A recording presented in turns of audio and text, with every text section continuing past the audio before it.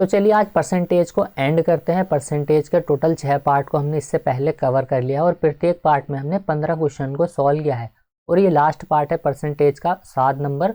और इस सीरीज में हम परसेंटेज के टोटल 100 क्वेश्चन को कवर कर रहे हैं। और यदि आपने पिछले वीडियो को देखा है कंप्लीट तो अब आपको परसेंटेज के क्वेश्चन को उड़ाने में ज़्यादा समय नहीं लगेगा, क्योंकि जीडी एग्जाम में आसानी क्वेश्चन पूछे जाते हैं और सभी को हमने बहुत ही स्मार्ट अप्रोच से और सरल तरीके से सॉल्व किया है। और चलिए हम आज परसेंटेज को एंड करते हैं और इसके बाद हम next chapter profit and loss को सॉल्व करेंगे और उन क्वेश्चन को भी हम बहुत ही कम समय में सॉल्व करेंगे। तो चलिए हम देखते हैं इसमें पहला क्वेश्चन क्या दिया गया है।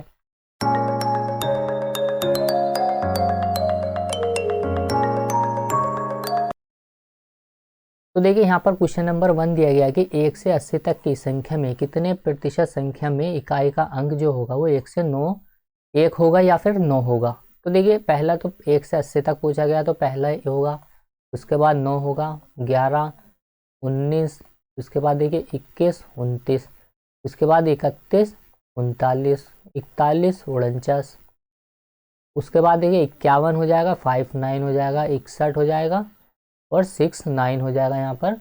उसके बाद 71 और 79। तो यहाँ पर अगर आप एक पैटर्न देख रहे होंगे तो यहाँ पर देखिए 2, फिर यहाँ पर ये 2, यानी कि 10 से 20 में 2, 20 से 30 के बीच में 2, 30 से 40 के बीच में 2, यानी कि अगर आप देखें 1 से 10 के बीच में टोटल 2 संख्याएं आ रही है। तो देखिए 1 से लेकर के 80 के बीच में कुल कितनी आएगी 8 से हम इसमें गुणा कर देंगे तो आ जाएगी कितनी टोटल संख्या 16। अगर ये आपको कम समझ में आया तो आप इसको ऐसे भी लिख सकते हैं अलग अलग। तो देखिए 2, 2 4, 2 6, 2 8, 2 10, 2 12, 2 14 और 2 ये रही 16। टोटल 16 संख्याएं ऐसी है जिनके जो इकाई अंक होगा वो 1 होगा या फिर 9 होगा। कितने में से 80 में से। प्रतिशत के लिए लगा देंगे हम गुणा में 100। तो देखिए 16 पंजे 80 और 5 दूना 10, 20% हो जाएगा इस क्वेश्चन का राइट आंसर। तो ऑप्शन बी होगा इसका आंसर। अगला क्वेश्चन है देखिए 2 छात्र ने एक परीक्षा दी, उनमें से एक ने दूसरे से 12 अंक अधिक हासिल किए। तो देखिए पहले क्वेश्चन को आपको खुद से सॉल्व करना है, वीडियो को पॉज करके आप क्वेश्चन सॉल्व करें, क्योंकि देखिए अब आप इन क्वेश्चन को आसानी से कवर कर लेंगे अगर आपने पिछले वीडियो कंप्लीट देखा है तो।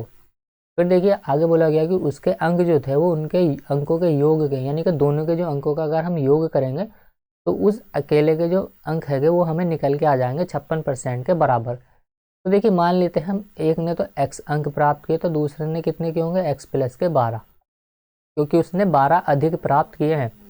अब इन दोनों के अंकों का योग क्या होगा वो उसके 56% के बराबर है। किसके? इस वाले के। दोनों का योग करेंगे हम तो आ जाएगा कितना x प्लस के, यहाँ आ जाएगा ये x प्लस के 12, इसका 56%, का 56% किसके बराबर होगा ये x प्लस के 12 के।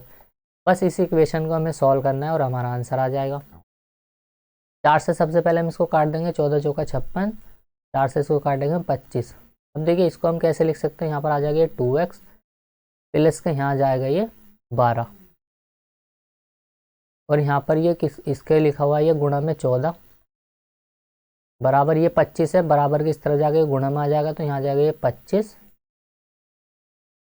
और यहाँ आ जाएगा ये x प्लस के 12। तो हम क्या करेंगे ब्रैकेट के अंदर इनकी मल्टीप्लाई कर देते तो यहाँ आ जाएगा ये 2x, वो सॉरी यहाँ आ जाएगा ये 2, अंदर जब हम इसकी मल्टीप्लाई करेंगे तो 14 दूना में हो जाएगा ये 28x प्लस के 14 दूना में होगा ये 28 और 14 का हम 14 और 2 16, 168 बराबर 25x प्लस के 25 दूना में 50, 5 बचा, 25 का 25, 5 30, 300। देखिए x वाली वैल्यू को हम एक तरफ कर लेंगे और नंबर वाली वैल्यू को एक तरफ। 25x है ये बराबर के इस तरफ आ गई, माइनस का हो जाएगा तो 28 में से 25x गए तो 3x बचे बराबर ये 28 प्लस का इधर आ गई माइनस का हो जाएगा तो यहाँ कितना बचेगा ये तो 10 में से 8 गया, यहाँ पर देखिए 2 बचेगा, 9 में से 6 गया 3 बचेगा और यहाँ 2 में से 1 गया 1 बचेगा। अब 3 से हम इसको काट लेते हैं तो x का मान कितना होगा 3 चौक 12 और 3 चौक 12। तो देखिए x ने जो अंक प्राप्त किए वो 44 किया है, एक ही ऑप्शन में 44 दिया गया है, ऑप्शन डी हो जाएगा इस क्वेश्चन का राइट आंसर। तो प्लस 12 अगर हम 44 में करेंगे तो दूसरे ने कितने प्राप्त किए होंगे 56, तो ऑप्शन क्या हो जाएगा हमारा डी होगा इस क्वेश्चन का राइट आंसर। तो देखिए दोनों के द्वारा प्राप्त, ये प्राप्त लिखा हुआ है यहाँ पर। अगला क्वेश्चन है क्वेश्चन नंबर देखिए 92, एक कस्बे की आबादी एक दशक में 1,85,000 से बढ़ करके 2,00,000 यहाँ पर देखिए 77,500 हो गई। प्रतिवर्ष जनसंख्या की औसत वृद्धि दर कितनी है? सबसे पहले तो देखिए हम क्या करेंगे, इनको लिख लेंगे। पहले जनसंख्या कितनी थी? 1,70,000, वो सॉरी 1,85,000।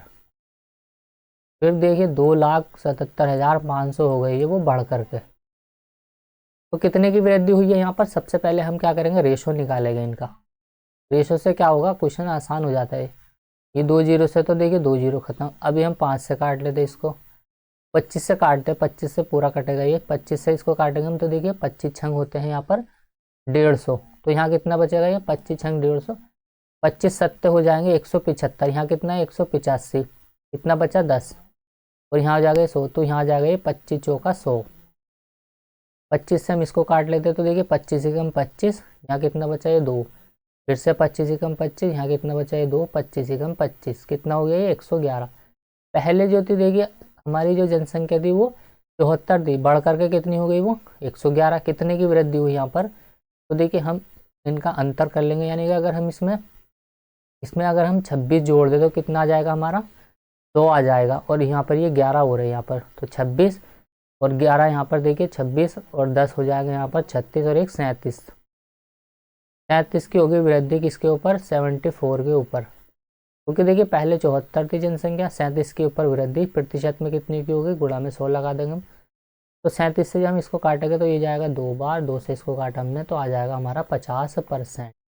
50% तो आंसर क्वेश्चन में दिया नहीं गया है।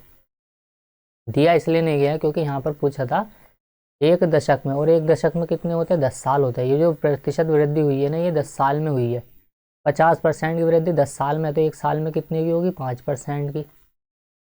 5% होगा हमारा इस क्वेश्चन का राइट आंसर। पूरा लैंग्वेज को आपको ध्यान से पढ़ना है। और रेशो काटने से क्या होता है, कैलकुलेशन हमारी आसान हो जाती है। इसी तरीके से हम जब तक रेशो पूरा कटेगा तब तक हम काटते रहेंगे। क्वेश्चन नंबर देखिए यहाँ पर 94 दिया गया है कि 3 वर्ष पहले बेंगलोर की जनसंख्या 3 लाख थी। 3 लाख का मतलब 3 पे 5 जीरो, 2 2 4 और 1 5। पहले 3 लाख थी, अभी क्या हुआ उसमें क्रमिक 3 वर्षों के दौरान क्रम से 2%, 2% मतलब इसका 102% हो गई। 5% मतलब 105% हो गई अगले साल में। फिर इससे अगले साल में 104% हो गई वो। फाइनल जो जनसंख्या आएगी वो कितनी आएगी, ये हमसे क्वेश्चन में पूछा गया है। तो ये तो देखिए कैलकुलेटिव सवाल हो गया यहाँ पर। और ये सवाल थोड़ा सा अभी तक के क्वेश्चन जो भी हमने पहले सॉल्व किया इससे, उन सभी में मुझे थोड़ी सी गुणा भाग इसी में लगी। बाकी आसानी है, ये भी कर लेंगे हम। लेकिन इससे पहले तो सारे क्वेश्चन ही आसानी से बन रहे थे।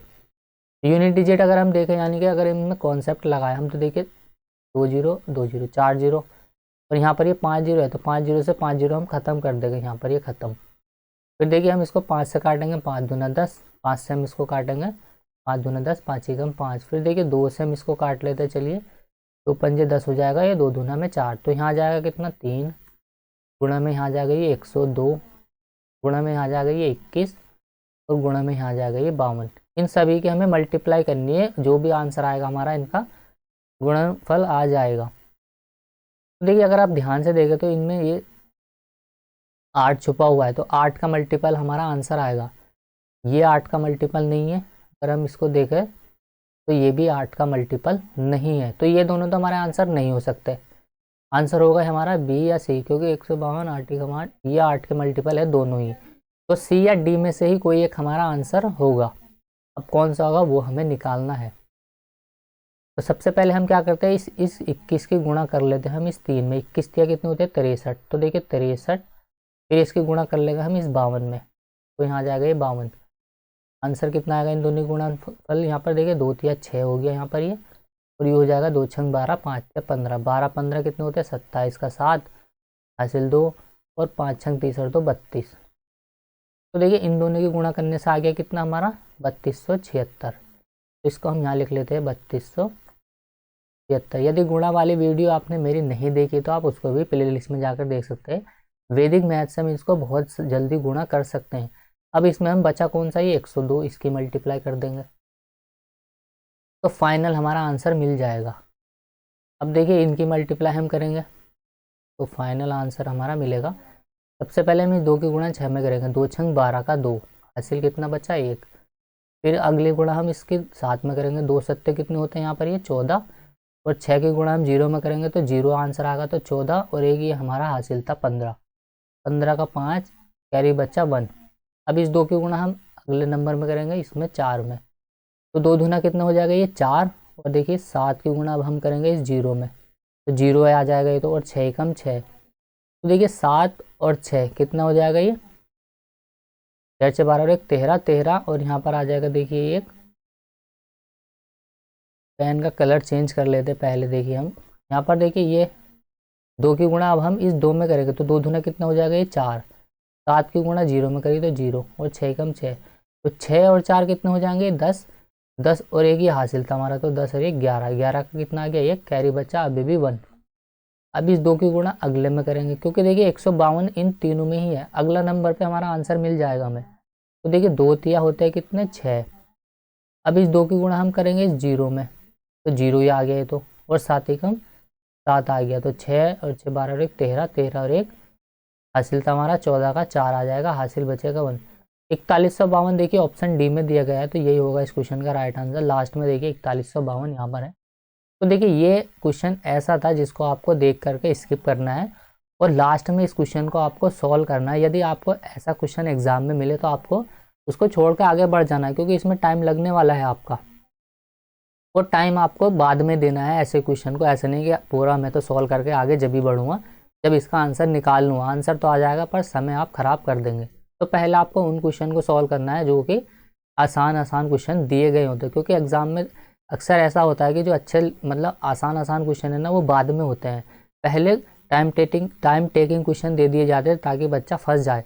अब कुछ तो ऐसे होंगे जो स्किप करते जाएंगे, यानी कि जो उनको लगता है कि ये क्वेश्चन टाइम ले सकता है तो वो स्किप करके आगे बढ़ेंगे। पहले सभी क्वेश्चन को वो देख लेंगे, उसके बाद में क्वेश्चन को वो दोबारा से सॉल्व करके उन क्वेश्चन को सॉल्व करेंगे, क्योंकि कंप्यूटराइज एग्जाम में सभी को उसमें लिखा हुआ आता है सबको मार्क फॉर रिव्यू, तो मार्क फॉर रिव्यू करके आप बाद में उसका रिव्यू करेंगे। अगला देखते हैं हम क्वेश्चन नंबर 95। यहाँ पर रमन ने देखिए 9 वर्ष बाद ब्याज के रूप में 13,300 रुपये का भुगतान किया। उसने पहले 2 वर्ष के लिए 6%, पहले 2 वर्ष के लिए क्या किया उसने 6%, अगले 3 वर्ष, अगला 3 वर्ष के लिए क्या किया उसने 9%, और जो शेष अवधि बची है, तो टोटल वर्ष कितने हैं 9 वर्ष, 3 और 2 5 का यूज हो गया, 4 बचे शेष वर्ष, इनके लिए क्या किया उसने 14% का भुगतान किया। इन सालों में उसने टोटल जो भुगतान किया वो कितने परसेंट का क्या है वो हम यहाँ से निकाल लेंगे। 6 दूना 12% का, तो यहाँ 9 दिया 27% का यहाँ हो, और 14 चौका 56% का भुगतान उसने यहाँ कर दिया। तो ओवरऑल जो भुगतान किया वो कितने रुपए का किया, परसेंट का किया, वो हम यहाँ से निकाल लेंगे। तो देखिए 6 और यहाँ आ जाएगा ये 13, 13 और 2 यहाँ आ जाएगा ये 15 का 5, कैरी बचा 1, 5 और 2 7, 1 8, 8 और 1 9, टोटल 95% का उसने ब्याज दे दिया। हमारे हिसाब से ब्याज दिया कितना का 95 का, परसेंट मान लीजिए आप या वैल्यू मान लीजिए, 95 का उसने ब्याज दिया। पर क्वेश्चन में बोला गया कि उसने जो ब्याज दिया है ना वो 13,300 रुपये का दिया, तो 95% की वैल्यू ये है। तो बोला गया कि आगे हमें उधार कुछ धनराशि उधार ली गई थी, तो कुल कितनी धनराशि थी, तो टोटल 100 की वैल्यू हमसे पूछी गई है, 95 की वैल्यू दे करके 100 की पूछी है। 19 पंजे 95, 19 सत्ते होते हैं 133, 5 से 14 को काटेंगे हम, 14 पंजे 70, 14 पर 3 जीरो, 14,000 हो जाएगा टोटल। आंसर ऑप्शन ए, जो उसकी उधार ली गई राशि थी वो थी 14,000 रुपये। क्वेश्चन नंबर 96 देखिए, संजय ने अपनी अर्धवार्षिक परीक्षा में 150 में से 75 अंक हासिल किए, और जो उसकी वार्षिक परीक्षा थी उसमें उसने 150 में से 105 अंक हासिल किए। उसके अंकों में प्रतिशत वृद्धि कितनी है। आसानी है, पहले तो देखिए 75 अंक हासिल किए थे उसने, बाद में कर दिया है वो कितने 105 अंक हासिल। या तो आप यहीं से इनका अंतर ले लेंगे या फिर काट लो, 5 से इसको काटेंगे हम, कितने हो जाएगा ये 15 पंजे 75, और यहाँ कितना आ जाएगा ये 5 दूना में 10, पाँच हम 5 फिर से काट दो, 3 पंजे 15, 3 सत्ते 21, देखिए 5 पर 2 की वृद्धि 40% हो जाएगा इस क्वेश्चन का राइट आंसर। गुणा में आप 100 भी लगा सकते हैं, तो देखिए 10 20, 20 दूना 40। कितना हो जाएगा आंसर? Option D. सरल ही क्वेश्चन था, कोई मुश्किल नहीं था। आप यहाँ से भी लेके सॉल्व कर सकते हैं। टोटल कितने की वृद्धि हो जाएगी यहाँ पर देखिए, 30 की वृद्धि।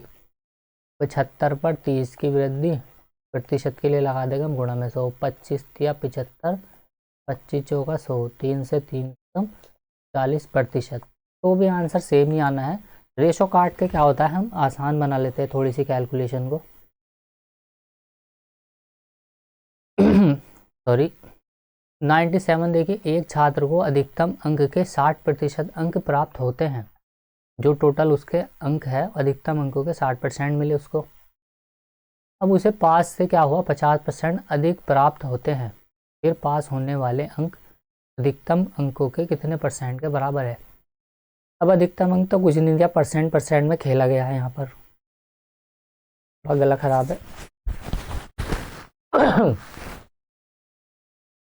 मान लेते हैं अपनी तरफ से हम, टोटल जो अंक है वो 100 है। अब अधिकतम अंक 100 है, तो उसके 60% उसको मिले, तो इसका 60% कितना हो जाएगा, 60 ही हो जाएगा। फिर आगे बोला गया कि यदि उसे पास अंकों से